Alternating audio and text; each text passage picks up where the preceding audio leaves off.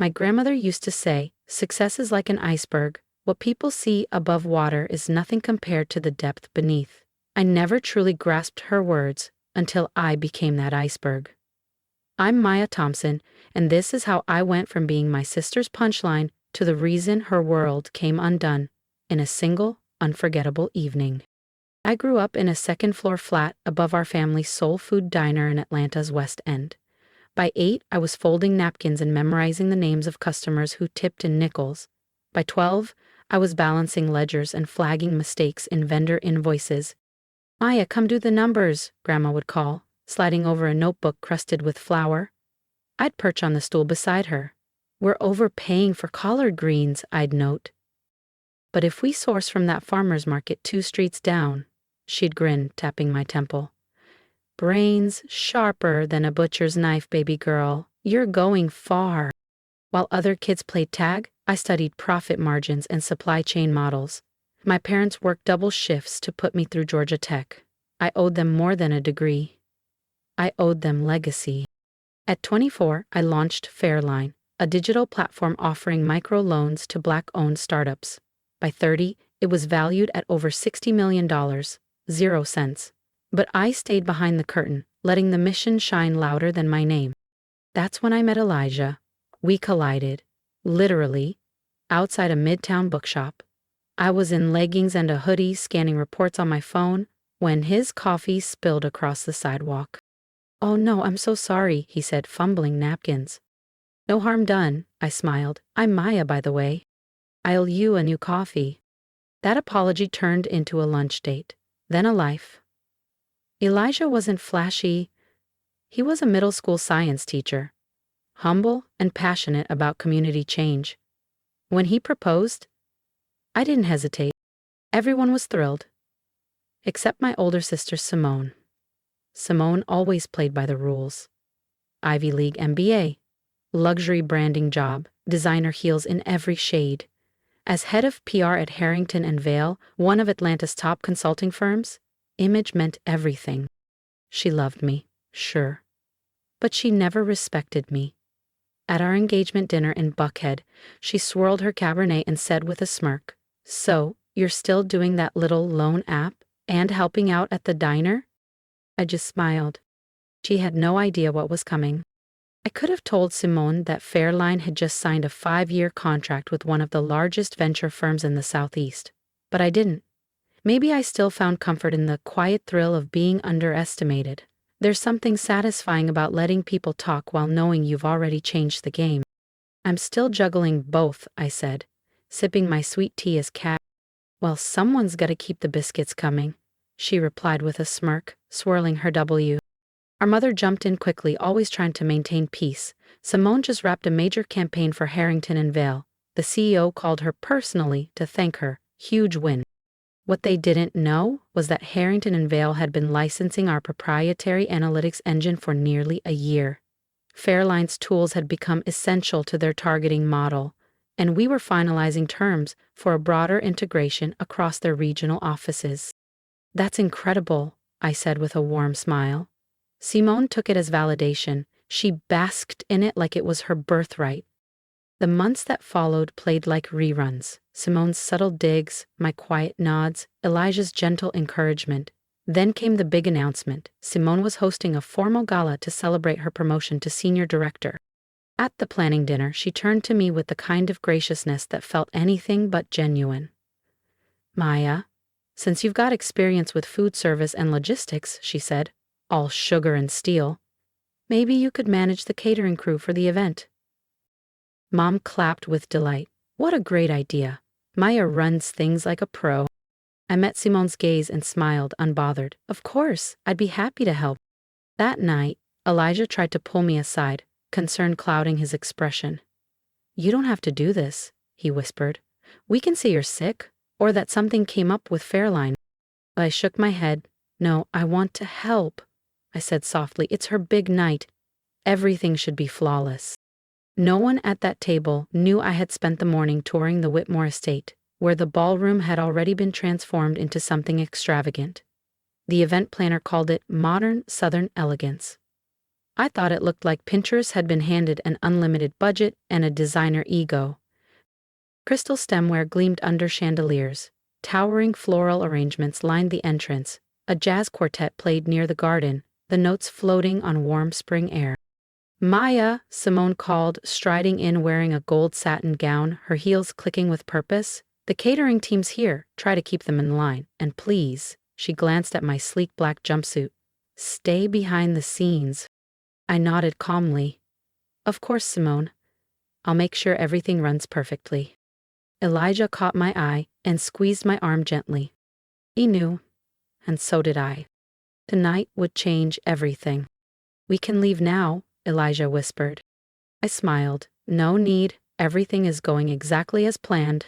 In the kitchen, the catering staff was frantic. Simone had apparently made several last-minute changes again. Miss Thompson? A young server asked, eyes wide.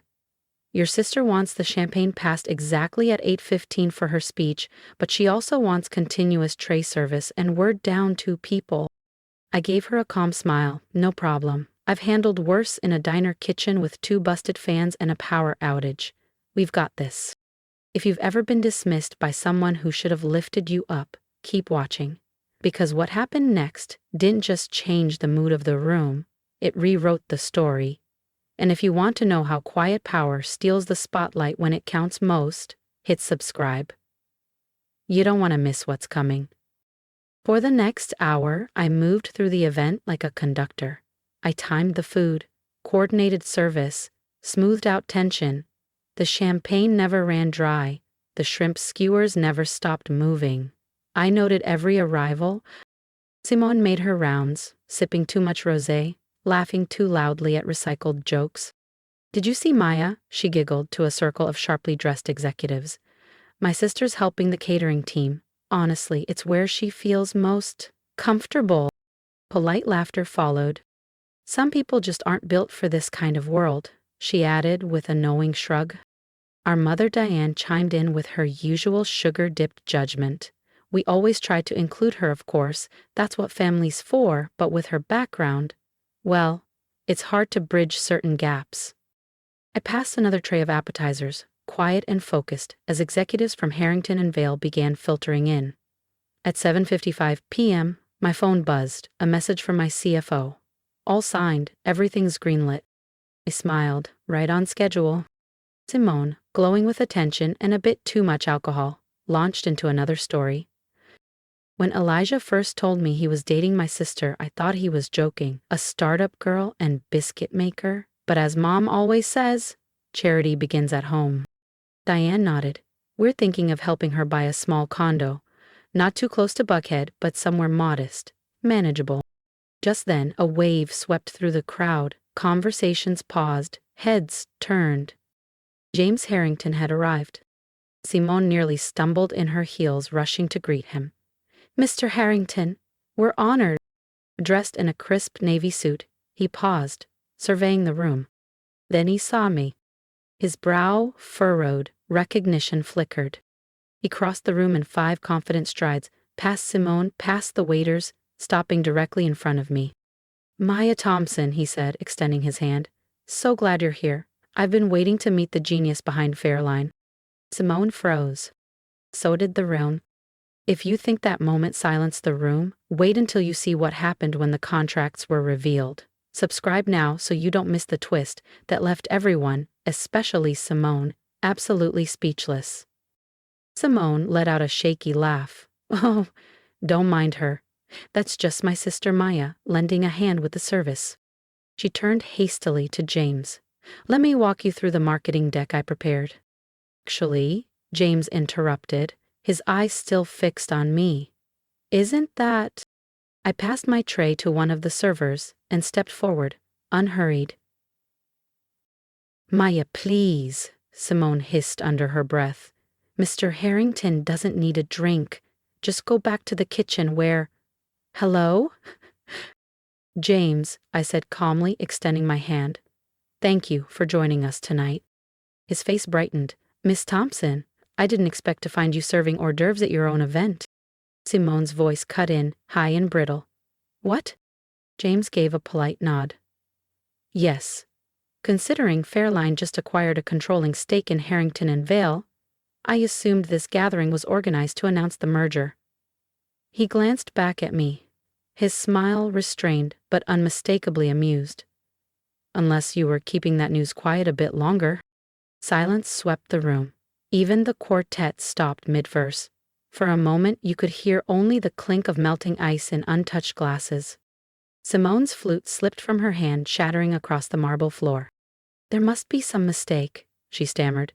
"Maya, she runs that little app and helps at a diner." James chuckled softly.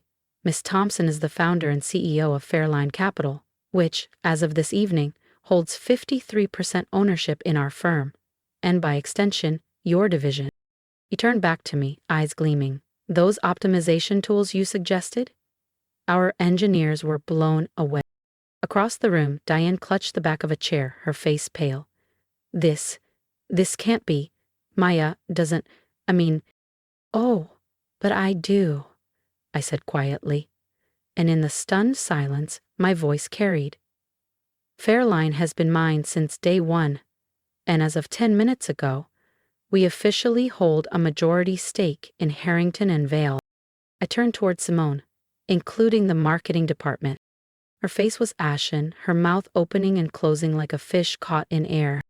"But all those times she began. "All those times you dismissed me," I said, voice even. "Treated me like I didn't belong, like I should be grateful just to stand near your world." Elijah pushed through the silent crowd. "Maya, why didn't you tell me? Would it have mattered?" I asked softly. "No, Simone. You didn't just underestimate me. You humiliated yourself. I simply didn't stop you." Simone's jaw tensed. "I'll resign. I won't work for you." "That's your choice," I said with a gentle shrug. "But the job isn't yours to define anymore." "But before you walk away," I said, my voice steady, "understand this. Every major firm in Atlanta already knows what happened tonight. Your comments about people like me, while publicly disrespecting your own CEO, won't go unnoticed." Simone's shoulders sagged, her champagne confidence draining out through her heels. "What do you want from me?" she whispered. "I want you to learn," I said. "Starting Monday, you'll be working with our community outreach division." Her brow furrowed. "Doing what?" "We're launching a program to support local restaurants and small businesses with better financial tools. You'll be part of that." She blinked. "Reporting to who?" "And my mother," I replied. Her mouth opened, then froze. "Mom still runs the diner. By choice, not desperation. And she'll be leading the initiative." Simone gaped, words struggling to form. Then Diane appeared behind her. "Maya," she began, her voice cracking slightly. "Surely we can talk this through. Privately. We're family after all." I turned fully to face her. "Family? For 3 years you've made me sit with the catering crew, cropped me out of family photos, and talked about me like I was a charity case." She looked away. "We didn't know," she murmured. "We didn't know you had money." "That's the problem," I said. "You assumed I wasn't worth respect because you thought I was poor." That's when my father Harold stepped forward, setting down his glass with a soft clink that somehow echoed across the room. "She's right," he said quietly. The room stilled. Harold cleared his throat, eyes cast toward my mother. "I've sat by for years," he said, "and watched as our family traded integrity for image. Pride. Superiority. We stopped living our values." He turned to me, regret etched in every wrinkle. "Maybe it took tonight to finally wake us up." Silence fell again. Then Elijah stepped forward from the edge of the room, the last of the guests gone, leaving only us, the family, and the wreckage of assumptions. "Why didn't you tell me?" he asked, voice low. "Why keep all this from me?" I held his gaze. "I wanted to. So many times. But every time you stayed silent while your family mocked me, I realized something. If you couldn't respect me as a baker, then you didn't deserve to know me as a CEO. "I love you," he said, his voice breaking. "Love without respect doesn't last, Elijah," I replied gently. Every time you let your family treat me like I didn't matter, you showed me what our relationship was really worth. I can change, now that I understand. I looked at him, expression unreadable. Now that you understand I'm wealthy, that's not growth, that's survival instinct. I slipped off my wedding ring and placed it gently on the edge of the marble table. I filed for divorce last week. You'll be hearing from my attorney. Maya, please. I turned to Simone. I'll be meeting with Harrington and Vale's board tomorrow. You, on the other hand, will report to my mother at 7 a.m. sharp on Monday. She doesn't tolerate lateness. Then I turned back to Diane. The estate looks lovely tonight. You should enjoy it while you can. Her eyes narrowed, but she didn't speak. And in that silence, for the first time, I felt completely free. The bank approved my bid this morning. As of noon, the Whitmore estate is no longer a private venue. It's now the Thompson Foundation for Opportunity, the new headquarters for our nonprofit focused on training and uplifting Atlanta's service workers. Their stunned faces had been priceless. But I didn't stay to watch the fallout. Outside, the evening breeze carried the scent of magnolias as my phone buzzed. Come into the diner for a late dinner. Your father made your favorite. I smiled. Be there in 20 minutes later, I was back where it all began, seated in the booth by the window of my parents' diner, a plate of fried green tomatoes and sweet tea in front of me. Laughter filled the kitchen as we recapped the night's chaos. People like that, Mom said, shaking her head. They don't learn until life teaches them. Success without humility, Dad added, is like sugar without yeast. Looks sweet, never rises. As I helped wipe down counters and stack chairs, yes, the CEO of Fairline Capital still wipes counters, I thought about the journey. The girl who once counted quarters for delivery change now managed assets in the billions. But my real wealth? It's always been rooted in respect, integrity, and the courage to never let others define me. If my story reflects your own journey, being dismissed, overlooked, or told you weren't enough, I want to hear from you. Share your story in the comments below. Let's create a space where quiet strength is honored, not hidden. And if you believe that respect carries more weight than status, that success without humility is empty, subscribe and stay connected. I built my world brick by brick, but the foundation was always knowing my worth. My advice? Don't wait for applause. Keep building when no one's watching. Especially then, because it's in the shadows that true character is forged. And when the spotlight does find you, let it reveal who you already were all along.